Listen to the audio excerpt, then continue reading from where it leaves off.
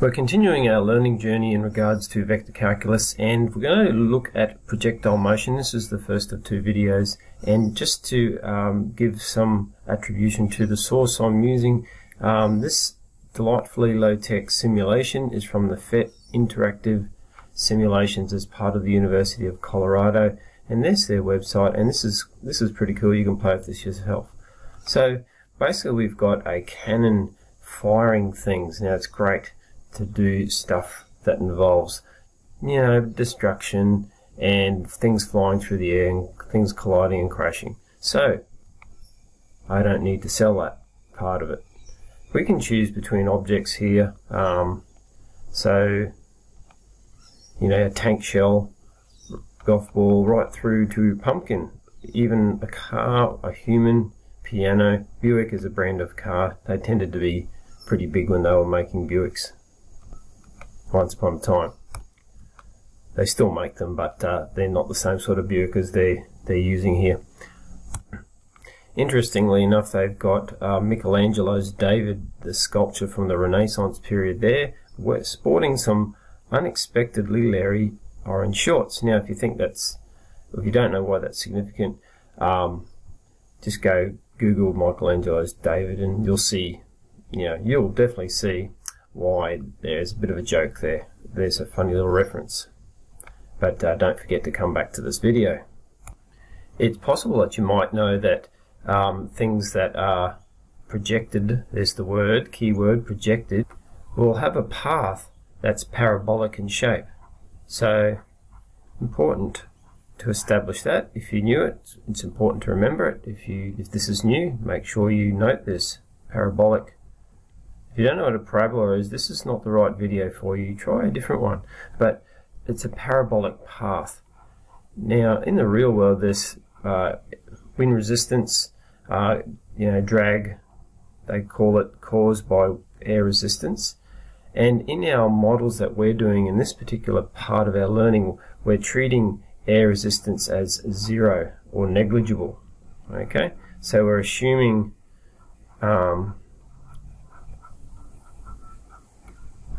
zero air resistance. However, if we're modeling this, we can see the effect of air resistance versus no air resistance on this little simulation. Okay, fire away. There's the Buick, the old Buick. Oh, what a mess. That was fun. And David just watches in deep amazement there. That's a terrible end to a 1950s Buick. And I disagree that the Buick is 1,000 kilos. It would be a lot more than that. Now the nice thing is that it's traced this parabolic path out. So that's a trajectory, is another word for the parabolic path. Trajectory.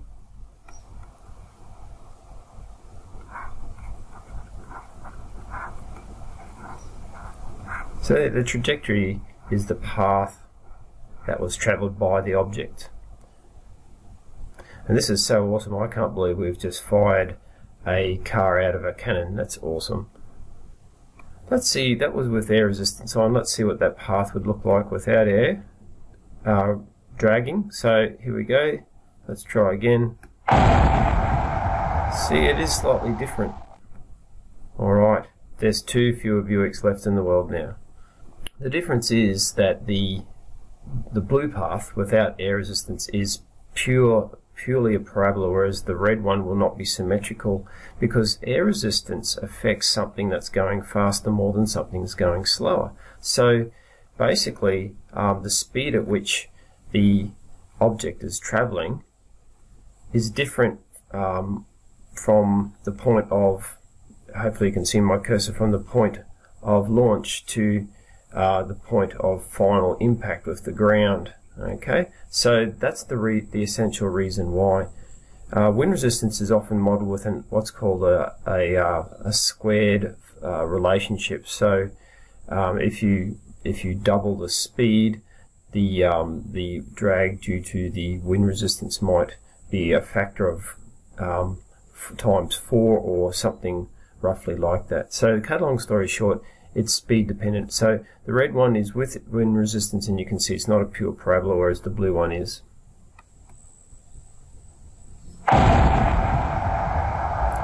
So, that was fun. So what are some of the features of this projectile motion? Well, if we had the cannon facing purely up and there's no air or other factors there, no wind resistance, nothing to throw it off course, and it was a perfect shot, we'd have something like this. Oh, so basically that is a straight line motion, and we've looked at that before.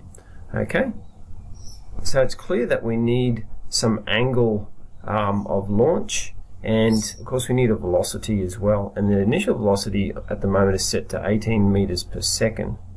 So that is, at the moment of launch, it is doing 18 meters per second. So that might be sort of like the speed of a car in this particular case.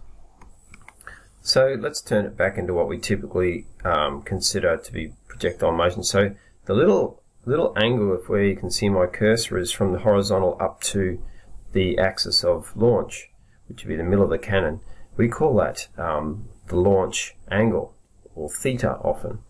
And that's set at the moment to 39.5 degrees according to the screen readout there.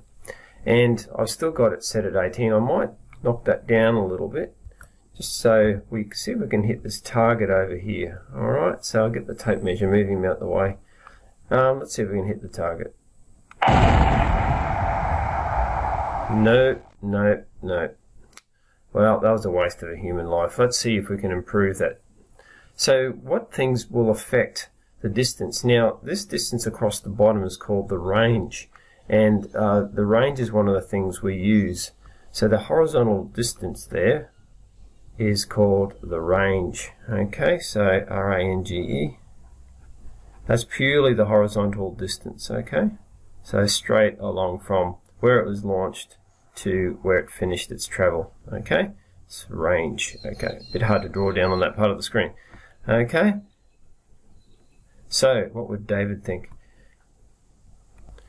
In this case, we needed to increase the range to hit our target over there, because if we're going to hurt somebody, we might as well, you know, make it worthwhile and achieve our objective. So, what can we do? Well, we can't change the mass of the person, okay? At least not for a while. It'll take ages to do that. So, we could change perhaps the launch angle. Okay, let's see what that does. So, let's see if we make it a greater theta value, what would happen? That's even worse, isn't it? Okay, what if we made theta less?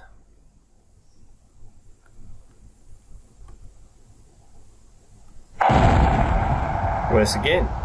So let's take it back to that somewhere maybe there, which might give us reasonable. What else do we need to change? We need to give it more force, so that means its initial speed does need to actually go up. So let's try 20 and see what goes on. Too much. But 18 is just right. So basically the launch speed, or the initial velocity, and the launch angle are our two variables for a given object. Of course, the object itself, if it changes, the mass changes, and therefore the force due to gravity changes. The human here is 70 kilos. The pumpkin that we're going to change it to is somewhat lighter than that. I didn't change anything else. And exactly the same. Okay, so that's interesting, isn't it? So there are a whole bunch of variables. So whether we're using a human cannonball or another object, these ideas still apply. So looking at it more mathematically now, we can, these are some of the things that we calculate when we're doing projectile motion modeling. Okay, so it might be things like the maximum height that a projectile reaches, maximum height. It might be when or where it impacts or hits the ground.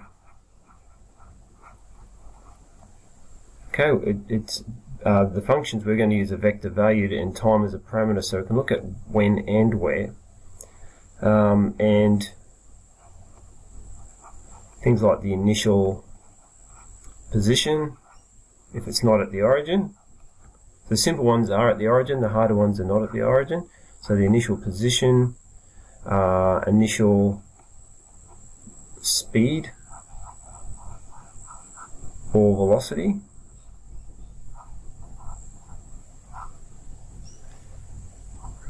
the angle of launch, or the launch angle,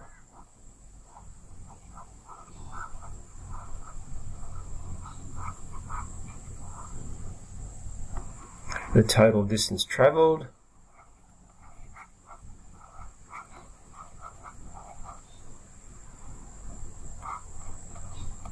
and the range, which I mentioned before, that's one particular type of distance straight across horizontally. Information we're often given, it's often to do with the launch velocity. So if we're using vectors, v0 of t, or just v of naught, and we know that if we ignore wind resistance, the A will be negative g j, because if we're using this, if we're choosing to use this as our convention, and it is up to you. I've seen people before who model down as the positive j direction. Whoops, j. That's okay, that can be done, but it's often quite awkward in a lot of questions. So if we're using that as your positive j going up and your positive I, and that would be negative I, which is irrelevant to our questions, and negative j, which is relevant, they're the directions established. Okay, that's how you choose to set up your model. And sometimes we know the launch angle. So these are some of the information, bits of information given. Depends on the difficulty of the task, how much information is given to you. But that one there, for situations where we ignore wind resistances, which is what we're looking at, that one's always known. Now G is approximated often to 9.8 meters per second per second. Okay, it is an approximation, that 9.8. In general, this is what we have. Okay, the scenario, and you can see the launch velocity is given as vector u. Okay, so if you've seen some of those other equations for motion, you might be familiar with u being an initial velocity. So it's a commonly used symbol for initial velocity, not the only symbol used for initial velocity. And then you can see theta, this angle here, and the I and j directions as we spoke about. The simple models are where we project from the origin, but not all models are like that. So project from some defined origin. As we get to harder questions, they won't necessarily be projected from the origin.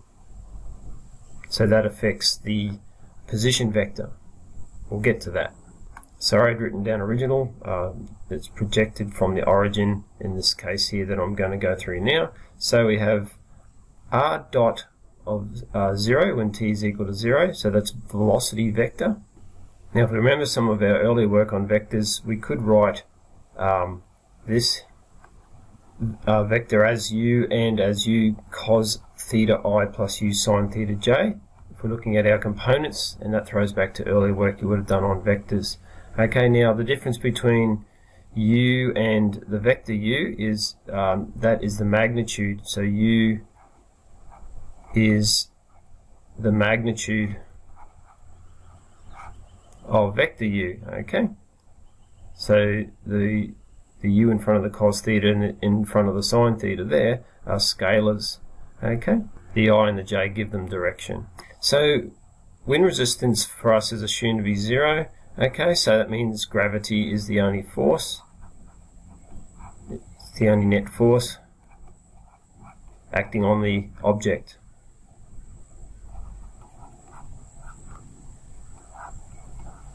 And it acts in the j direction. So the acceleration vector would be negative gj, where g is approximately 9.8 if we're modelling up as positive. So to get an expression from that known expression, so the important thing about the gravity, it gives us a guaranteed known. So we start our consideration essentially from there. Okay? And we can use our integration to come up with a vector value equation for velocity, which is r dot, the vector r dot. And when we do that, we take the integral, we get negative gtj plus constant vector. We use our initial conditions. If they're known, they often are. So at t equals 0, that's the initial conditions. That means u cos theta I plus u sine theta j. Remember we were given that initially. Okay, we're subbing in 0 in the expression above. I should have called that C1, by the way, because we're going to integrate again to get a C2. And you can see we've got that equation there. We're subbing in 0.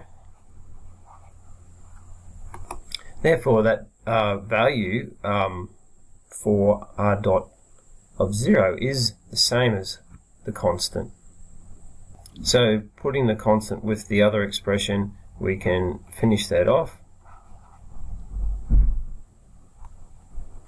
and group the j terms together.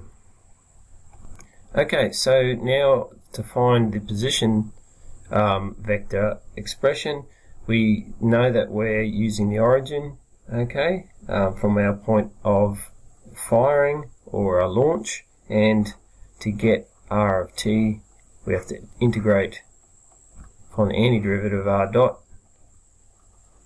of t, which is just above there with regards to t, and basically this will take care of the constant, alright, and you just integrate the expression here, and we notice that the way it's often written, now you might think this first term here will be u cos theta t, and it is, but it's often, the t is actually written here a lot of the time. A lot of people write it ut cos theta. Okay, it's a bit more elegant.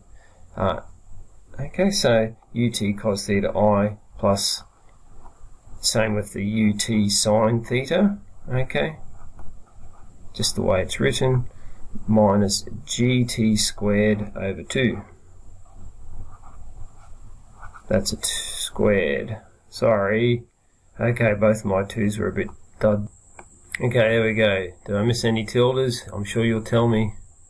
So, the position vector in such a case where we're launching from the origin, r of t, oh look, haha, r, smudge, r of t is ut cos theta I plus ut sine theta minus gt squared over 2j. Just remember, g is sometimes approximated to 9.8, so you might see 4.9 t squared there, okay, because 9.8 over 2 is 4.9, see? Okay, I'll see you in part 2.